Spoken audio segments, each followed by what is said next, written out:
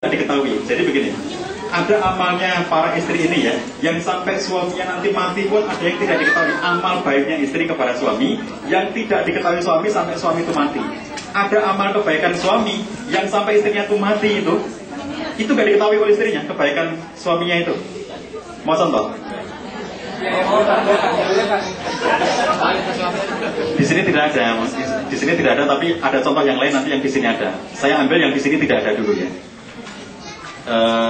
Seorang suami datang ke rumah saya konsultasi di Jogja Family Center itu, dia bilang begini, Pak Ustadz, sekarang ini pernikahan kami umur 10 tahun. Setelah umur 10 tahun ini, saya baru berhasil mencintai istri saya.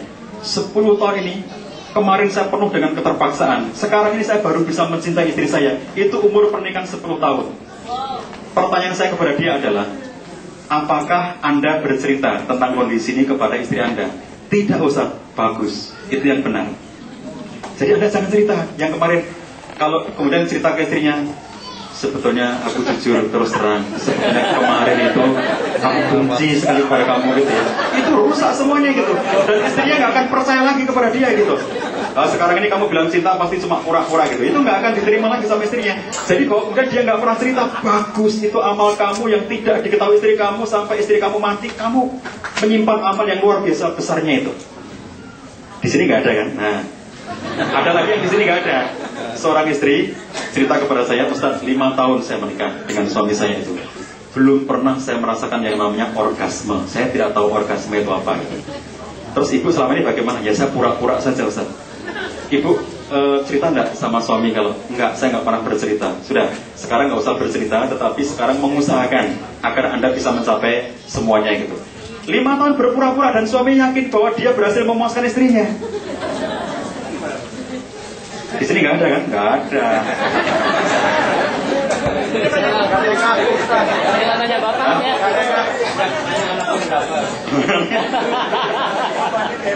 Ini berapa?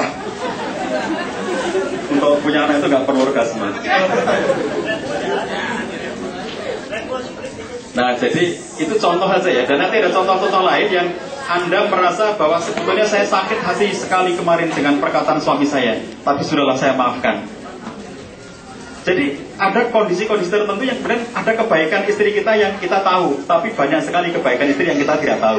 Ada kebaikan suami yang ibu-ibu tahu, tapi ada juga kebaikan suami yang ibu tidak tahu. Jadi yang seperti itu kemudian kita bisa juga menggunakannya sebagai tabungan kita kepada Allah gitu ya. Baik, jadi ini intinya adalah pembiasaan. Berikutnya Mas, adalah kedekatan emosional. Inilah yang sangat penting bapak-bapak, ibu-ibu, teenager kita terutama ya. Kita punya anak itu merasa bahwa dia anak kita itu ketika umurnya SD dan TK kalau di Indonesia itu umurnya dia itu masih umur TK dan SD gitu. Itu masih betul-betul kita merasa dia anak kita. Jadi kita masih bisa memeluknya, masih bisa menegurnya, masih bisa mengaturnya gitu ya. Begitu kemudian dia SMP, jangankan di sini ibu-ibu, yang di Indonesia juga, kalau anak ini sudah masuk SMP, apalagi SMA, dia sudah merasa bahwa dia punya dirinya sendiri yang harus dihormati. Anak saya selalu mengatakan, aku kan bukan anak kecil lagi.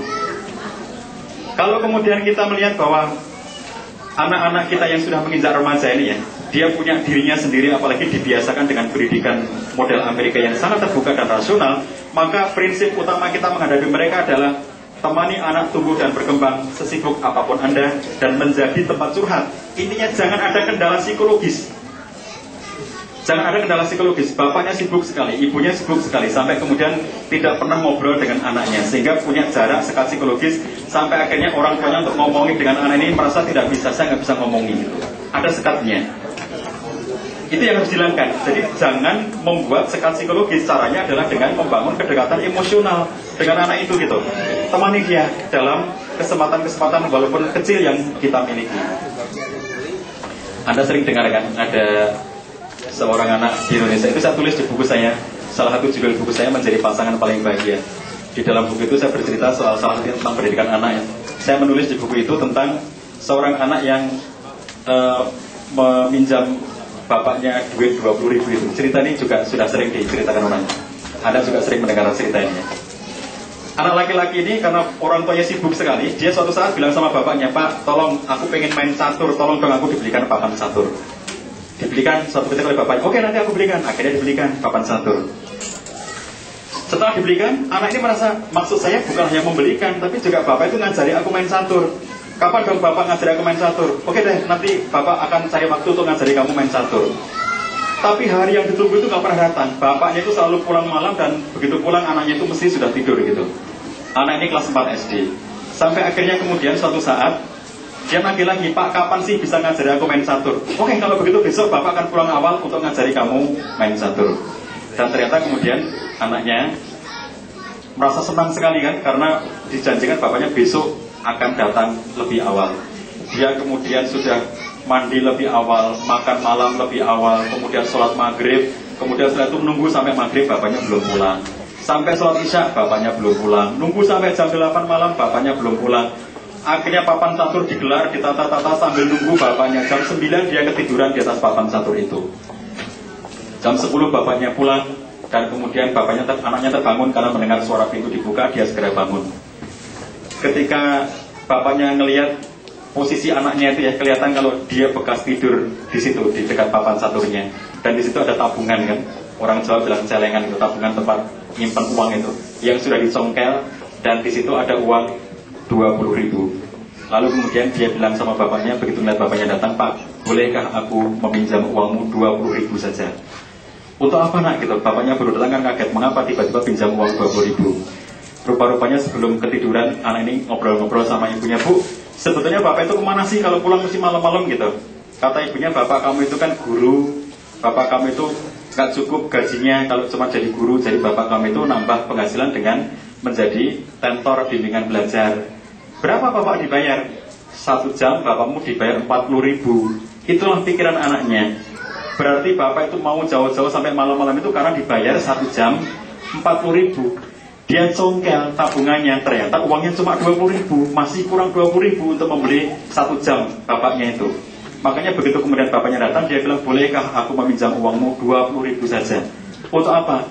Aku ingin membeli waktumu 1 jam saja. Uangku cuma 20.000 dan kurang 20.000, tolong aku dipinjami. Anak ini sekedar untuk mendapatkan perhatian dari bapaknya, dia harus berlaku seperti itu. Jadi dia seperti menjadi anak yatim di rumahnya sendiri, di mana dia punya bapak dan dia punya ibu. Saking sibuknya bapaknya, saking sibuknya ibunya gitu. Dia pengen sekali sesekali waktu ditemani, dan itu tidak pernah didapatkan. Mas, berikutnya. Mengajak anak mengambil keputusan ini dengan jalan musyawarah ya. Kita mengajak dia seperti tadi saya sampaikan, saya di rumah punya rapat keluarga. Ini untuk membangun kedekatan emosional dan juga sekaligus mengambil keputusan bersama dengan anak-anak kita. Ibu-ibu sekalian, bapak-bapak sekalian, di tempat konsultasi kami datanglah seorang bapak-bapak. Dia menceritakan anaknya itu perempuan yang pertama, kuliah di Fakultas Hukum Universitas Trisakti di Jakarta. Dia bercerita karena ketika anaknya itu keterima kuliah di Fakultas Hukum, dan kemudian dia mulai masuk pertama kali di Fakultas Hukum itu kuliah pertama kali yang dia masuk gitu ya. Pulang ke rumah itu dia membawa 2 benda. Pertama itu dia membeli celurit. Ibu-ibu tahu, bapak-bapak tahu celurit? Yang tajam itu ya, untuk bunuh orang gitu. Satu lagi membeli cat dengan kuas. Sampai di rumah, yang celurit itu dipasang di kamarnya si anak perempuan itu, dipasang aja di kamar itu.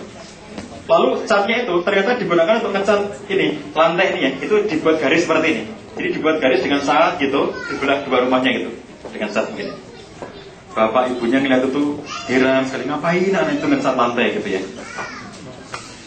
Setelah selesai, anaknya mengatakan, mulai hari ini, mulai saat ini bagianku, itu bagian bapak dan ibu. Bapak dan ibu nggak boleh menginjakkan kaki ke sini kecuali kalau aku yang menyuruhnya. Besok pagi mulailah berlaku tindakan aneh-aneh si anak perempuan ini, terutama kepada bapaknya.